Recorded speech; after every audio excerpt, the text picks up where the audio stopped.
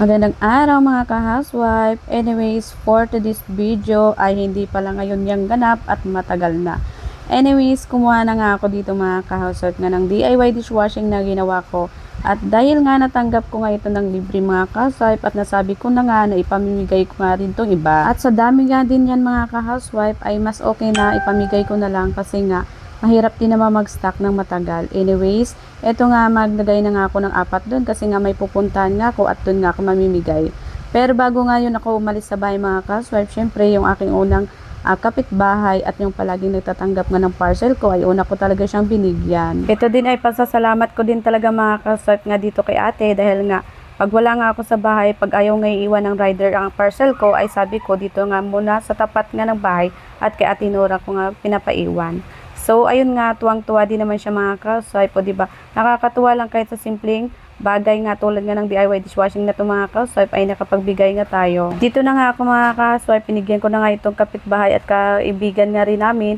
At syempre, hindi na ngayon papahuli itong pinsan nga ng asawa ko kasi dito nga ako pumunta. At dahil nga minsan is napapagala nga ako dito mga ka-housewife, ay nakilala ko na rin ang iba dito kapitbahay nga ng pinsan ng asawa ko.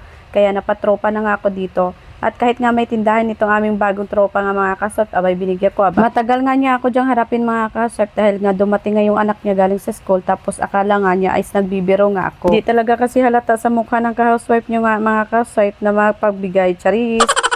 At nung naiabot ko na nga mga ka-housewife, lumipat na ako dito sa kapitbahay niya kay Nanay Sonia. At thankful nga pala ako dito sa pinsan nga ng asawa ko ay bigla nga naging videographer ko nga. Ang hirap din pala talaga mga ka-housewife kasi magkusa na nga ng video, minsan magalaw-galaw talaga. Abot tenga nga yung aking ngiti dito mga ka-housewife dahil nga sa simpleng pagbigay ko nga ay nagpasalamat nga sila. At ito nga mga ka-housewife, idugtong ko na nga, mag-shoot lang naman ako nitong free sample nga na natanggap ko pero dahil nga may pera yung asawa ko, hiniram ko nga muna itong kanyang 13-month pay para naman may ilagay nga ako dito sa wallet na ipopromote ko. At siya na rin pala mga ka-housewife ang nagbibideo sa akin dyan. At akala ko nga una dahil nagsasalita pa siya, hindi pa siya nagbibideo. Pero yun pala ay nagbibideo na nga siya. Ba na-prank pa nga ako. Mapapasana all ka na lang talaga mga ka-housewife sa may mga 13th-month pay nga dyan. Dahil nga tayong mga nanay ay marami lang trabaho pero wala nga tayong 13th-month pay. Aray ko. Yun nga, nanaginip nga ako mga ka-housewife na magkakaroon nga ng 13th month pay ang mga ka-housewife at lalo na nga yung mga nagbabantay nga ng bata. Pero hanggang panaginip lang pala yun. O siya mga ka-housewife, balik na nga tayo dito sa aking Piniflex nga na wallet na napakaganda naman talaga. Ayan, may iba't ibang kulay din naman kayo mapagpilian ko. Ayon yung ganitong black kasi black nga yung napili kong i-request nga dun sa asawa ko kaya black na lang din ang ni-request ko. At isang shop lang pala din itong mga ka-housewife. Marami palang card ang may ilalagay natin, kulang na lang pala talaga yung card. At malaki na rin pala itong mga ka-housewife, kulang na rin pera ang ilalagay natin dito. At ito naman yung sa asawa ko nga mga ka-housewife, black na lang din pinili ko. Marami din tayong mapaglagyan nga nito ng cards nga mga ka-housewife at may lagayan na rin pala yan ng coins.